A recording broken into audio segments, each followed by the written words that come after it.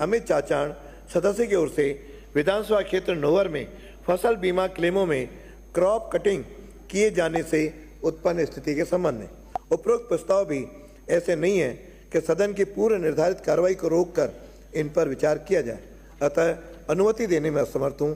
फिर भी माननीय सदस्य श्री अमित चाचाण, श्री हरिमोहन शर्मा, श्री चेतन पटेल एवं श्री सुरेश गुर्जर को उनके प्रस्ताव की विषय वस्तु पर 2-2 मिनट बोलने की अनुमति होगी। प्रक्रिया के नियम 29। श्री अमित चाचाण।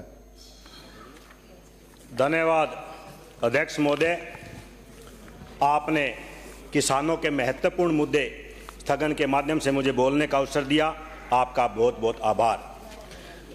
माननीय अध्यक्ष महोदय, कई वर्षों से बीमा कंपनियों के द्वारा सबसे बड़ा स्कैम प्रधानमंत्री फसल बीमा योजना के अंतर्गत किया जा रहा है।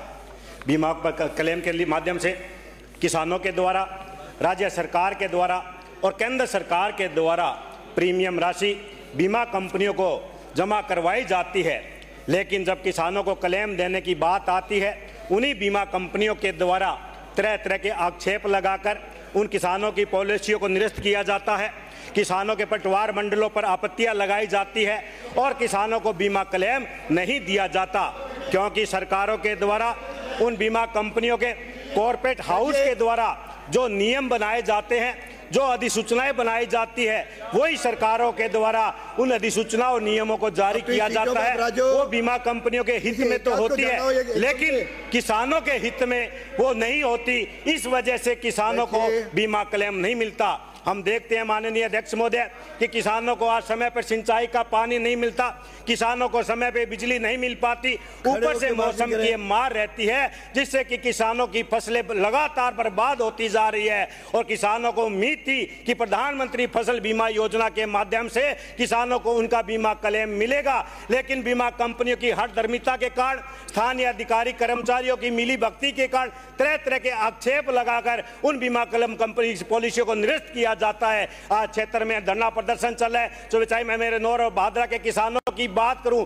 पिछले कई वर्ष से रबी व खरीफ के किसानों को क्लेम बीमा कंपनियों के द्वारा नहीं मिला रहा है। इसके साथ ही बीमा कंपनी ने एक बार और कर दिया कि सैटेलाइट के माध्यम से खेत का चयन किया जाता है। माननीय अध्यक्ष महोदय, जिस खेत में फसल अच्छी होती है उसी का चयन सैटेल माध्यम से होता है। पूर्व में यह राजस्व कटाई प्रयोग के माध्यम से रेंडली भी किया जाता था, जिससे कि किसानों को उसका लाभ मिलता था। मैं आपके माध्यम से सरकार से निवेदन करता हूं कि बीमा कंपनियों को पाबंद करिए, अधिकारियों को पाबंद कीजिए, जिससे कि किसानों के हित में जो हमारा कई वर्षों का रबी व खरीफ का बीमा क्लेम बाकी है, जो पटवार मंडलियों पे आपत्ति लगाई गई है, जो तरह तरह के आक्षेप लगाकर जो पॉलिसियां निरस्त की गई है, उन निरस्तियों को बहाल करें, आक्षेप को हटाया जाए। और जो सैटेलाइट के द्वारा जो खेत का चयन किया जाता है, उसके अलावा राजस्व कटाई प्रयोग के माध्यम से रैंडमली उस खेत का चयन किया जाए, जिससे कि किसानों को उसका हक मिल सके।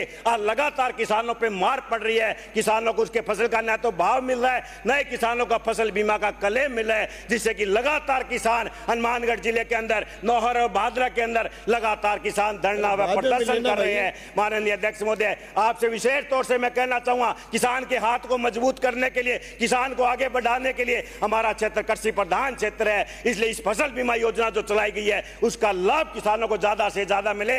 आप अधिकारियों कर्मचारियों को पाबंद करें, जिससे कि बीमा कंपनियों को पाबंद करते हुए किसानों को ये लाभ दिला सके। धन्यवाद। जय हिंद, जय भारत। श्री हरि